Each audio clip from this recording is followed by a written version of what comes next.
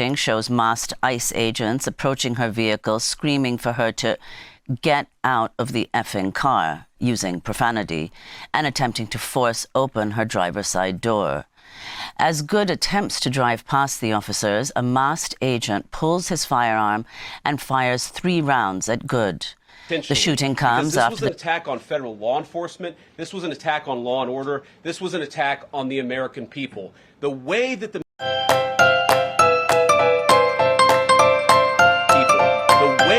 media, by and large, has reported this story has been an absolute disgrace, and it puts our law enforcement officers at risk every single day. What that headline leaves out is that headline leaves out is that woman was there to interfere with a legitimate law enforcement operation in the United States of America. What that headline leaves out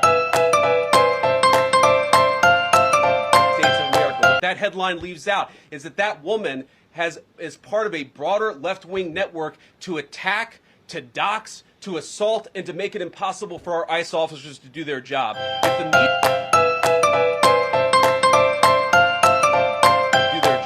If the media wants to tell the truth, they ought to tell the truth that a group of left-wing radicals have been working tirelessly, sometimes using domestic terror techniques to try to make it impossible for the President of the United States to do what the American people elected him to do, which is enforce our immigration laws.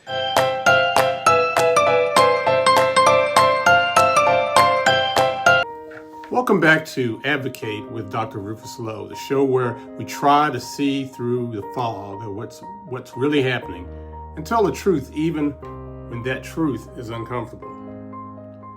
Today's episode is about a woman. Her name is Renee Nicole Good, a 37-year-old mother of 3, a poet, a writer, a neighbor, who was shot and killed by U.S. Immigration and Customs Enforcement officers on the street in Minneapolis, Minnesota.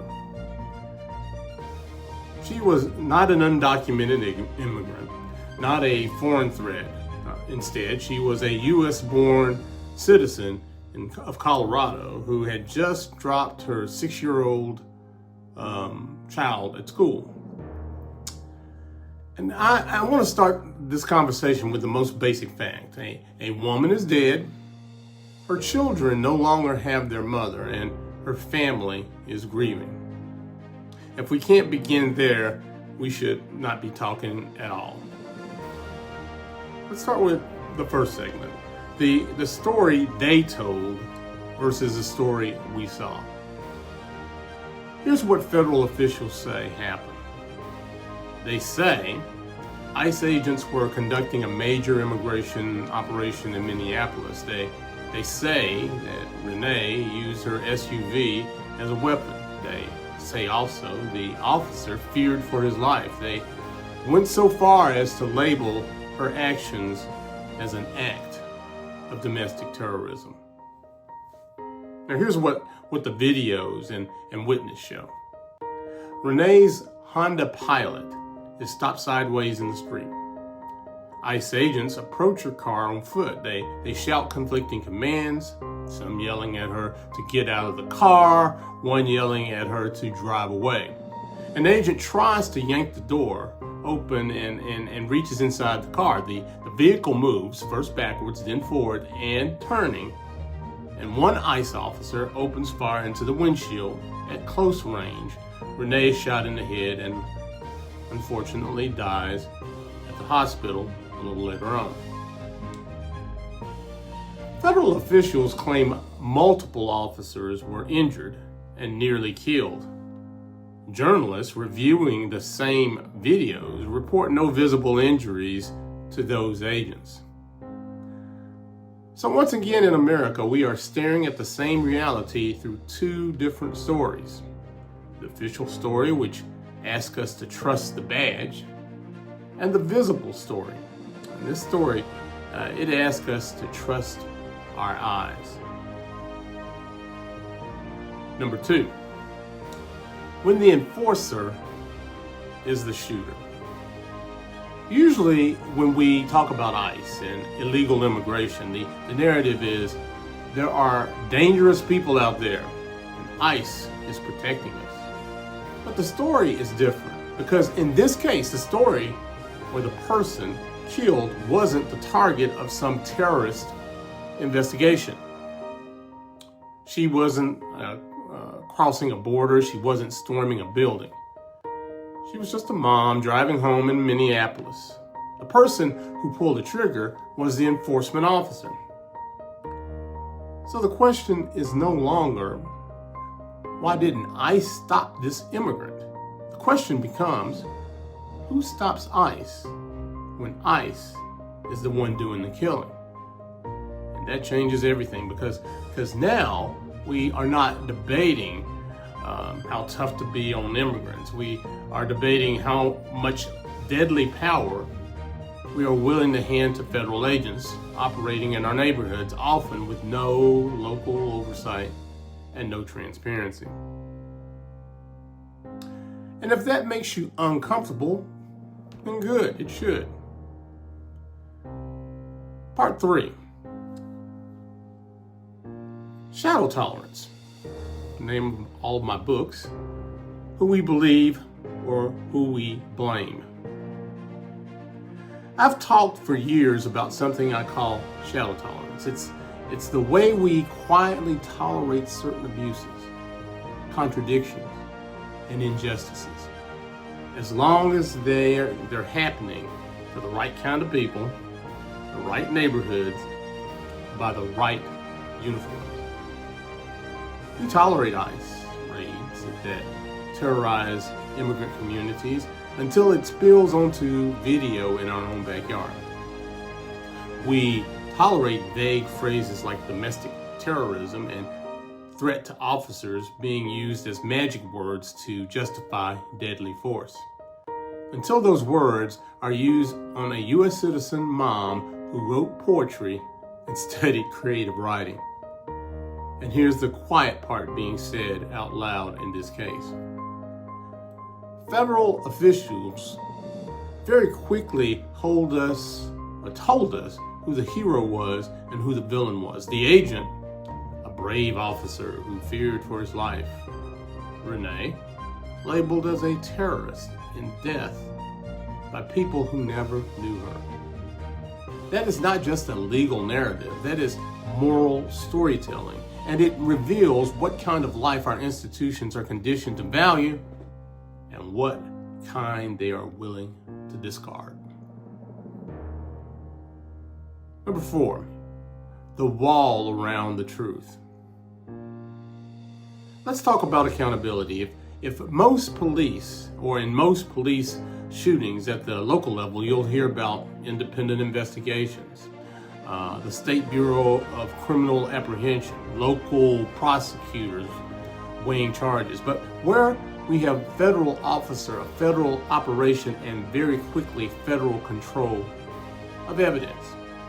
Reports say the FBI has taken over the case and has restricted Minnesota authorities' access to key evidence, including original footage. The governor and mayor are publicly saying, we want in. The federal government is saying, we've got this. That's not just a legal problem, that's a trust problem. How can a community trust a process where the agency whose officer pulled the trigger, the government that defended the shooting in public, and then political leaders, and the political leaders who are already called the victim a terrorist, are the same people controlling what the public gets to see? That's not transparency. That is what I call narrative management. Number 5, this is bigger than one officer.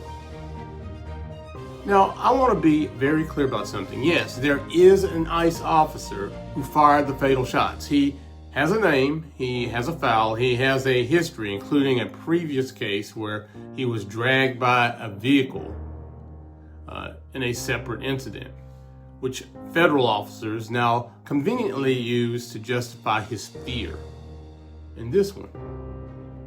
But if you stop this conversation at, is he a good guy or a bad guy, you miss the entire point. So let me clarify. This is about structures we've built and powers we've normalized. We created a system. We created a system where ICE can flood a city with thousands of agents in an immigration operation. Neighborhoods can feel like occupied zones, and when something goes wrong, local democracy gets shut out while federal agencies close ranks. This is not just about one man pulling a trigger. It's about who we've decided gets to carry guns in our communities with near total deference, and who is always assumed dangerous enough to justify the bullets. Part 6. What would real accountability look like? So, what would a morally serious response look like? It would start with some basic steps. Full independent investigation would be one. Not just internal DHS or FBI review. We would have outside oversight with state and local participation so the community isn't told to simply trust us. Release of all available footage and audio. Bystander video should not be the only truth-telling tools we have. If there is official body-worn camera or dashboard footage, it should be made public. A reevaluation of ICE operations in local communities.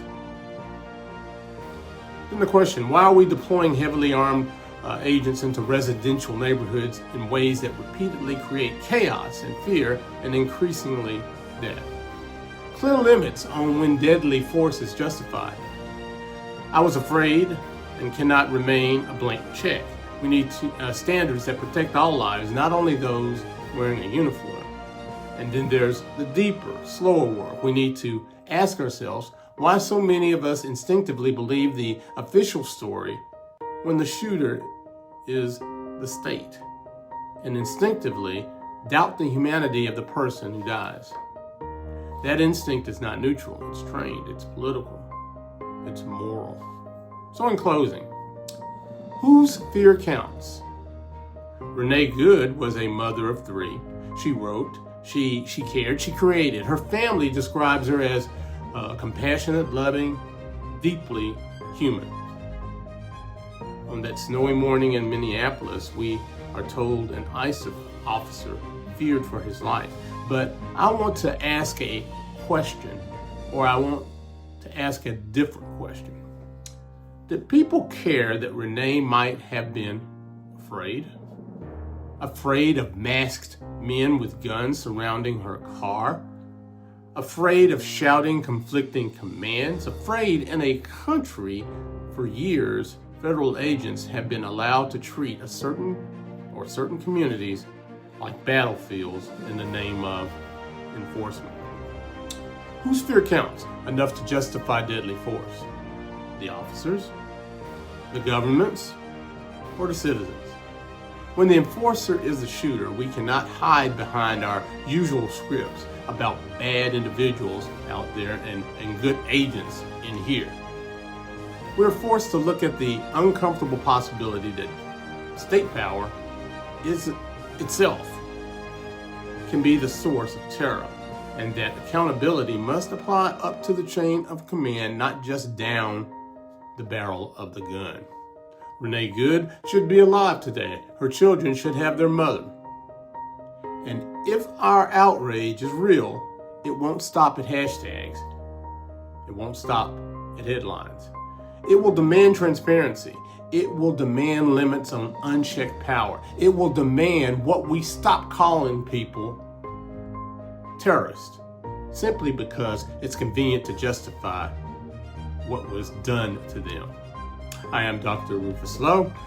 This is Advocate. Take care of each other. Tell your story and don't let anyone else write the ending for you.